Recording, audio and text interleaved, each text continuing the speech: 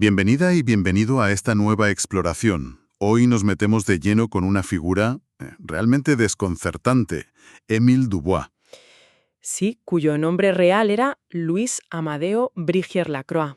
Exacto, un criminal francés. Sus asesinatos a principios del siglo XX causaron pánico en Chile, sobre todo en Valparaíso. Pero lo más sorprendente, diría yo, es lo que pasó después de su ejecución. Totalmente. Que una parte importante de la sociedad chilena lo acabó viendo como, bueno, casi como un santo popular, un justiciero. Una dualidad tremenda. Un asesino múltiple que termina siendo venerado. ¿Cómo es posible? Ese es el gran enigma, ¿no? Y es lo que vamos a intentar desentrañar hoy aquí. Pues sí, vamos a analizarlo. Nos basamos en crónicas de la época, registros históricos. Sí, y análisis posteriores también, fuentes diversas, mucha información disponible públicamente. El objetivo es seguirle la pista. Sus crímenes, claro, su captura, el juicio. Pero sobre todo creo explorar de dónde sale esa leyenda, cómo se transforma en mito. Exacto. Y para eso lo lógico es empezar por el principio, ¿no? Sus orígenes, en Francia. Pues sí, nació como Louis Amadeo Brigier Lacroix, en Étaples, Pas de Calais, Francia, en 1867. Y ya desde muy joven parece que, bueno, que la violencia estaba presente. Sí, llama la atención. Con solo 15 años se le relaciona con la muerte del padre de su novia, que era un policía retirado. Un comienzo muy oscuro, la verdad. Bastante. Después de eso, trabajó un tiempo como minero, en Currieres. Y ahí, otra vez, una muerte sospechosa. Sí, un capataz apareció muerto. No se le pudo vincular directamente, pero bueno, poco después pasó 2 meses en la cárcel, por robo. O sea que ya había tenido problemas con la ley. Claramente. Y con 20 años, pues toma una decisión que marca su vida. Se va. Se marcha a Venezuela. Y adopta el nombre por el que será conocido, Émile Dubois. Se reinventa, por así decirlo. Estos primeros años ya pintan un cuadro inquietante, ¿verdad? Hombre, es difícil asegurarlo al 100%, pero sí que parece establecerse un patrón, ¿no? ¿Una tendencia a la violencia, quizás? Una posible tendencia a resolver las cosas así, sí. Y una disposición a moverse fuera de la ley. El cambio de identidad también es significativo. Claro, para dejar atrás el pasado. Son señales en retrospectiva que conectan con lo que vino después. No surge de la nada. Y hay otro incidente grave antes de llegar a Chile, en 1903, en Oruro. Ajá. Ahí se cuenta que, con ayuda de su pareja Úrsula Morales y otra mujer, Catalina, creo que se llamaba. eso, pues que tendieron una trampa a un joven ingeniero peruano, en un burdel. Y el objetivo era robarle. Lo asesinaron para quitarle sus ahorros. Aquí ya vemos una planificación más elaborada. Ujú. Y el uso de cómplices. Sugiere un modus operandi más calculado, ¿no? Sí. Y la capacidad de manipular a otros. Ujú. El fin parece ser económico, pero los medios extremadamente violentos. Vale, pues entremos ya en el capítulo chileno. Que es el central, El claro. núcleo de su historial criminal documentado. El primer asesinato registrado es en Santiago, el 7 de enero de 1905. La víctima, Ernesto Lafontaine. un comerciante francés y además una figura conocida, había sido el primer alcalde de Providencia. Lo encontraron en su oficina. Mutilado. Faltaba dinero, llaves de una caja fuerte. Y un objeto clave, un reloj de oro. Ese reloj es un detalle fundamental. Nos muestra cómo funcionaba la investigación entonces. Sin las técnicas forenses de hoy, claro. Exacto. Sin ADN ni nada parecido. Conectar un objeto robado con un sospechoso era una prueba de cargo potentísima. Y ese reloj fue crucial en su juicio después, ¿no? Sí, poder rastrearlo hasta Dubois fue una pieza clave en su condena en Valparaíso. Bien, pues tras ese crimen en Santiago, Dubois se va a Valparaíso. El puerto principal de Chile en esa época, un hervidero de actividad, de comercio y de tensiones. Y allí es donde su actividad criminal se dispara, genera una verdadera psicosis. Sí, se suceden los asesinatos. El 4 de septiembre de 1905 mata a Reinald Tillmans, comerciante alemán. Solo un mes después, el 4 de octubre, Gustav Titius, otro empresario alemán. Y este aparece con las manos mutiladas. Madre mía. Detengámonos aquí un momento. Hay un patrón, ¿verdad? Clarísimo. En Valparaíso las víctimas son comerciantes. Varios extranjeros, alemanes en estos casos, y de cierta edad. Y la mutilación de Titius añade una brutalidad que parece ir más allá del robo. Sí, es un elemento que llama mucho la atención. ¿Por qué esa hazaña particular? Estaba pensando, ¿podría ser que esta elección de víctimas, comerciantes, extranjeros, ya estuviera de alguna forma sembrando las bases de su futura leyenda? Es una reflexión interesante, aunque su móvil principal seguramente fuera el robo. Sí, el dinero. Ujú. La identidad de estas víctimas en Valparaíso es clave para entender lo que pasó después.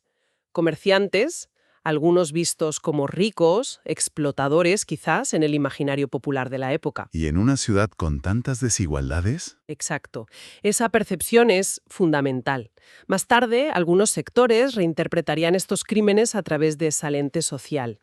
Y la brutalidad, como la mutilación, pues podría leerse también como un mensaje, ¿no? Un ensañamiento simbólico, aunque esto ya es especular un poco. La cosa es que no para ahí. El 4 de abril de 1906, Isidore Nechal, otro comerciante, francés esta vez, Asesinado con 6 puñaladas. a la entrada de su tienda. La ciudad debía estar aterrorizada. Imagina el ambiente, una serie de asesinatos brutales, dirigidos a un sector muy concreto. La prensa de la época lo refleja, miedo, presión a las autoridades. Y el final de su carrera criminal llega de una forma casi torpe, ¿no? Sí, bastante anticlimática. El 26 de junio de 1906, intenta asesinar a Charles Davis, un dentista inglés. Pero falla. El ataque no sale bien. Dubois huye, herido. Pero esta vez no tiene suerte. Le persiguen. Una multitud lo persigue y lo captura. Un error, un ataque fallido. Y se acabó su racha. Y luego, en la cárcel antes del juicio, pasa algo también muy curioso. Sí, durante el gran terremoto de Valparaíso, en agosto de 1906, un terremoto devastador, La cárcel sufrió daños graves, hubo fugas, un caos total. y en medio de ese caos, ¿Mm? ¿dónde encuentran a Dubois? A ver. Pues debajo de una pila de comida enlatada, sin grilletes, ajeitado y cubierto con un poncho. Increíble. ¿Y qué dijo? ¿Cómo lo explicó? Pues nunca dio una explicación coherente. Negó que hubiera intentado escapar. Vaya tela. Eso alimenta aún más la leyenda, ¿no? Totalmente. ¿Fue astucia? ¿Puro oportunismo? ¿Suerte increíble? Ujú. Añade otra capa de misterio a su figura. Nunca sabremos qué pasó realmente ahí dentro. Bueno, finalmente llega el juicio. Le acusan de los 4 asesinatos. La Fontaine, Tillmans, Titus, Chale. Todo a muerte. Y justo un día antes de la ejecución, hace algo llamativo. Se casa. Sí, contrae matrimonio civil in articulo mortis, en el umbral de la muerte, como se dice, con su pareja, Úrsula Morales. ¿Qué sentido tiene eso? Pues puede interpretarse de varias formas, ¿no? Quizás para legitimar su relación, para asegurar algo para ella. Recordemos que Úrsula también estuvo bajo sospecha en crímenes anteriores. Podría ser un último acto de afirmación personal también. O eso, ante la muerte inminente, solidifica esa conexión con ella. Y llega el día, el 26 de marzo de 1907. Émile Dubois es ejecutado por un pelotón de fusilamiento. Y se dice que sus últimas palabras fueron muy directas, desafiantes, a los soldados. Ejecútenme y bien al corazón. Con esas palabras acaba la vida del criminal. Pero, increíblemente, ahí empieza a crecer la leyenda. La parte más desconcertante de toda esta historia. Sí, porque a pesar de la brutalidad de los crímenes que estaba probada, La percepción de una parte importante de la gente, sobre todo en Valparaíso, fue radicalmente distinta. empieza a correr la voz de que sus víctimas eran usureros, Explotadores. que se aprovechaban de los pobres. Y de ahí nace esa etiqueta tan potente, el Robin Hood chileno. Pero ¿cómo puede calar esa narrativa, ignorando la violencia real de los hechos? Hay que entender el contexto, creo.